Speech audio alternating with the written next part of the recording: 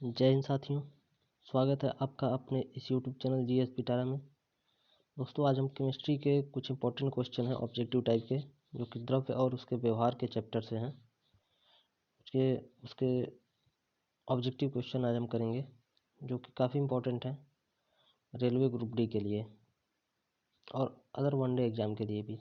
तो चलिए शुरू करते हैं। क्वेश्चन नंबर 1 है, कार्बन के यौगिकों का अध्ययन रसायन विज्ञान के किस शाखा के अंतर्गत आता है?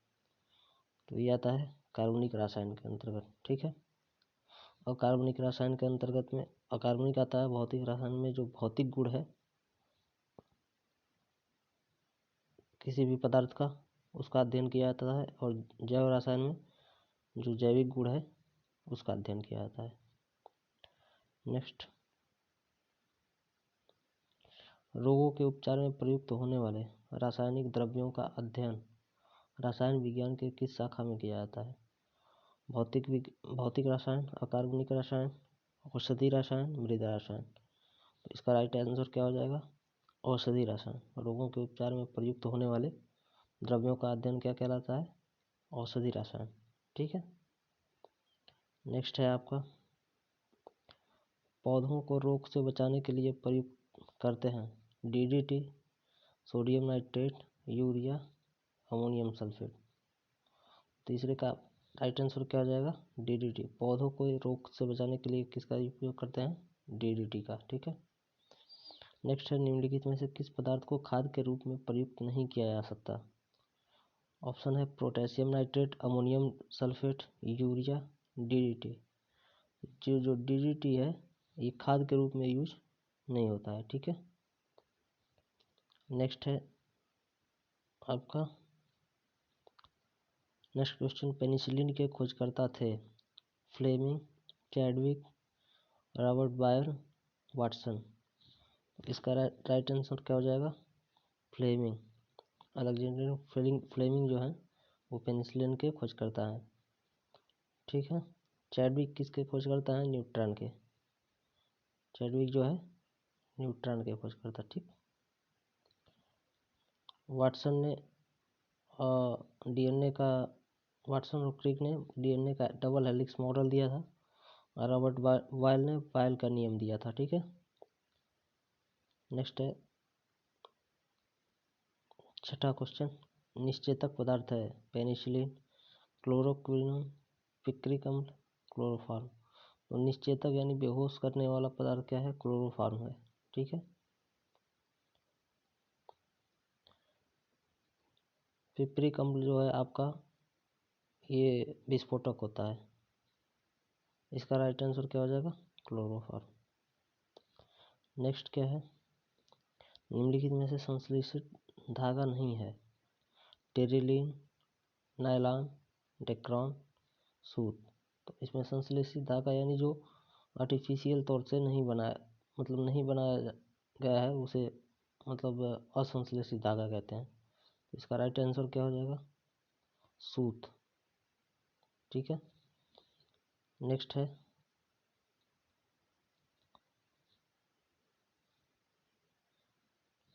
सर्वप्रथम द्रव्यों का वैज्ञानिक अध्ययन किस देश में किया गया? ऑप्शन है मिस्र में, फ्रांस में, भारत में, जापान में। तो सर्वप्रथम जो द्रव्यों का अध्ययन कहाँ किया गया? मिस्र में। ठीक है। नेक्स्ट है आपका, सर्वप्रथम विनोल के तेल से बैकेलाइट बनाया आचार्य प्रफुल्ल चंद्र राय ने, डॉक्टर शांति स्वरूप भटनागर ने, डॉक्टर आत्माराम ने, डॉक्टर हरगोविंद खुराना ने। 9 का राइट आंसर क्या हो जाएगा? Option number 2, doctor Shanti Swarup Bhatnagar ने। ये पूछ ले बैकेलाइट किससे बनता है? तो बिनोल के तेल से। ठीक है। हरगोविंद खुराना ने जिनका वो दिया था। ठीक है। और आपका नेक्स्ट क्वेश्चन है 10 नंबर, पदार्थों के बनाने की विधियों तथा उनके गुणधर्मों का अध्ययन किया जाता है भौतिक रसायन में, जीव विज्ञान में, रसायन विज्ञान में, खगोल विज्ञान में। 10 का राइट आंसर क्या हो जाएगा? पदार्थों को बनाने के लिए रसायन विज्ञान में। ठीक है, इसका राइट आंसर क्या हो जाएगा? रसायन विज्ञान। नेक्स्ट है, अनिश्चित आकार वाले पदार्थ कहलाते हैं ठोस, ऑप्शन है दूसरा द्रव, तीसरा गैस, चौथा द्रव तथा गैस। तो जो आकार अनिश्चित होता है वो किसका होता है? द्रव और गैस का। ठीक है, लेकिन इसका आयतन निश्चित होता है। ठीक है, द्रव का आयतन निश्चित होता है, गैस का आयतन निश्चित नहीं होता है। ठीक, ठोस का आयतन निश्चित होता है, द्रव का आयतन और आकार दोनों निश्चित होता है, गैस का आयतन केवल निश्चित होता है, जबकि क्या कहते हैं, गैस का आकार और आयतन क्या है? दोनों अनिश्चित होते, वो क्या कहते हैं, आयतन निश्चित होता है लेकिन आकार जो है अनिश्चित होता है। ठीक है, नेक्स्ट है, कौन सी द्रव्य धातु नहीं है? द्रव्य नहीं है, कौन सी वस्तु द्रव्य नहीं है? कांच, लकड़ी, प्रकाश, दूध। तो द्रव्य कौन सी धातु वो वस्तु नहीं है? प्रकाश। ठीक है, जो वस्तुएं मतलब स्थान घेरती हैं और जिन वस्तुओं में भार होता है वो द्रव्य कहलाती हैं। प्रकाश इसलिए द्रव्य कैटेगरी में नहीं आता है। नेक्स्ट है, निम्नलिखित में से कौन सा कथन सत्य है? ठोस में अंतरा अणुक अवकाश द्रव एवं गैस की अपेक्षा अधिक होता है। ठोस की अपेक्षा अंतरा अणुक अवकाश कम होता है। गैस में अंतरा अणुक अवकाश ठोस तथा द्रव की अपेक्षा कम होता है। ठोस में अंतरा अणुक अवकाश द्रव एवं गैस की तुलना में कम होता है। ठीक है, क्वेश्चन नंबर 3 का राइट आंसर क्या हो जाएगा? आपका ठोस में अंतरा अणुक अवकाश द्रव एवं गैस की तुलना में कम होता है। सबसे पहले अधिक मतलब कम अंतरा अणुक अवकाश सॉलिड में होता है, उसके बाद किसमें? लिक्विड में, उसके बाद गैस में। इसलिए राइट आंसर क्या हो जाएगा? Option number 4। द्रव्य की कौन सी अवस्था विद्युत की सुचालक होती है? ठोस, द्रव, गैस या प्लाज्मा? ध्यान रखिए, जो प्लाज्मा है वो विद्युत की सुचालक होती है। ठीक है, द्रव की मुख्यतः 3 अवस्था होती हैं, ठोस, द्रव, गैस। एक और अवस्था है चौथा भी प्लाज्मा, और एक अभी मतलब टोटल मिला के कुल मिला के 5 होती हैं। पांचवी है बोस आइंस्टीन अवस्था। ठीक है, नेक्स्ट है, जिस ताप पर द्रव का वाष्प दाब वायुमंडलीय दाब के बराबर हो जाता है उस ताप को कहते हैं हिमांक, क्वथनांक, गलनांक, क्रांतिक ताप। तो 5 का राइट आंसर क्या हो जाएगा? क्वथनांक। जब द्रव का वाष्प दाब वायुमंडलीय दाब के बराबर हो जाता है तो जल उबलने लगता है या द्रव उबलने लगता है। ठीक है, उसे क्या कहते हैं? क्वथनांक। नेक्स्ट है, पदार्थ के अणुओं के मध्य की दूरी गैसीय अवस्था में अधिकतम होती है, द्रव अवस्था में अधिकतम होती है, ठोस अवस्था में अधिकतम होती है, द्रव अवस्था में न्यूनतम होती है। तो इसका राइट आंसर क्या हो जाएगा 6 नंबर का? ऑप्शन नंबर 1, गैसीय अवस्था में अधिकतम होती है। सबसे कम दूरी किसमें होती है? सॉलिड में। ठीक है, उसके बाद लिक्विड में, उसके बाद किसमें? गैसीय अवस्था में। नेक्स्ट है आपका, द्रव की गैसीय अवस्था में होती है अधिकतम गतिज ऊर्जा, अधिकतम स्थितिज ऊर्जा, न्यूनतम गतिज ऊर्जा, न्यूनतम स्थितिज ऊर्जा। क्वेश्चन नंबर 7 का ऑप्शन क्या हो जाएगा? गैस में जो होती है गतिज ऊर्जा अधिक होती है, क्योंकि उसके कण एक दो ब्राउनी गति करते हुए एक दूसरे से काफ़ी दूर दूर भागते हैं स्पीड के साथ। नेक्स्ट है, किस ताप पर गर्म किए बिना द्रव की सतह से अणुओं के धीरे धीरे वायु में मिलने की क्रिया? किसी ताप पर गर्म किए बिना द्रव की सतह से अणुओं के धीरे धीरे वायु में मिलने की क्रिया को क्या कहते हैं? आसवन, क्वथन, ऊर्ध्वपातन, वाष्पन। 8 नंबर का राइट आंसर क्या हो जाएगा? वाष्पन। ध्यान रखिएगा, वाष्पन प्रत्येक टेम्परेचर पे हमेशा होता रहता है। ठीक है, नेक्स्ट है किसी गैस के अणुओं की औसत गतिज ऊर्जा होती है इसी पदार्थ के द्रव के अणुओं से कम, इसी पदार्थ के ठोस अणुओं से कम, इसी पदार्थ के द्रव के अणुओं से अधिक, इसी पदार्थ के द्रव के अणुओं के बराबर। 9 का राइट आंसर क्या हो जाएगा? Option number 3। जो इसमें औसत गतिज ऊर्जा होती है इस पदार्थ के द्रव के जो अणुओं से अधिक होता है। ठीक है, गैस के लिए, ठोस के लिए नहीं, ये गैस के लिए। ठीक है, ध्यान रखिएगा, इस पदार्थ के द्रव के अणुओं से अधिक होता है। नेक्स्ट है जल में नमक को विलय करने से बनता है यौगिक, बिस्मांगी मिश्रण, समांगी मिश्रण, पायस। 10 का क्या हो जाएगा? क्वेश्चन नंबर 10 बताइए। एक तो ये जल में नमक को विलय करने से एक तो समांगी मिश्रण बनेगा। ठीक है, और बताइए।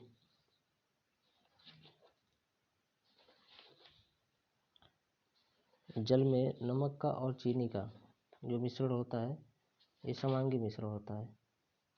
नमक हो गया, चीनी हो गया, ठोस द्रव में जैसे आपका चीनी हो गया, बालू हो गया या चुंबक हो गया, तो ये कैसे किसके उदाहरण हैं? विस्मांगी मिश्रण के।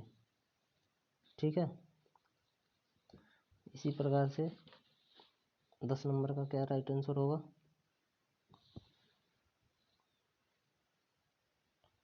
जल में नमक को विलय करने से समांगी मिश्रण बनेगा। ठीक है, ऑप्शन नंबर 3।